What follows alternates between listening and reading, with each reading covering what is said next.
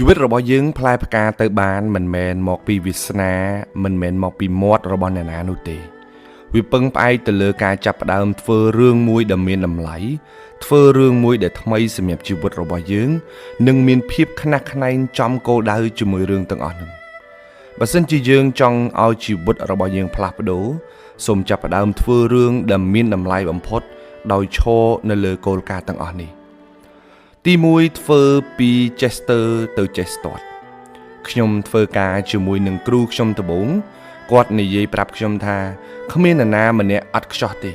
បើយើងគិតថាធ្វើអ្វីទៅបានផលហើយល្អប្រសើរសម្រាប់ជីវិតរបស់យើងគឺយើងចាប់ផ្ដើមធ្វើទៅគ្មាននរណាខំប្រឹងមួយថ្ងៃបានផលនោះទេសូម្បីតែដាំបាយក៏ត្រូវការពេល10ទៅ30នាទីដែរដើម្បីឆ្អិនអ្នកខ្លះគាត់មានសមត្ថភាពខ្លាំងមែនទែនប៉ុន្តែអ្វីដែលគាត់មិនទទួលបានផលនោះគឺ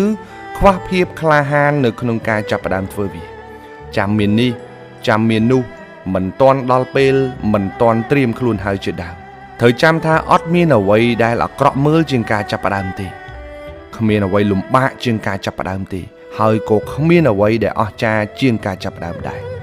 កុំចាំចេះស្ទាត់ចាំចាប់ផ្ដើមរៀនធ្វើតិចតិចតក់សឹមទៅធ្វើបដាលរៀនបដាលរហូតទៅដល់ចេះស្ទាត់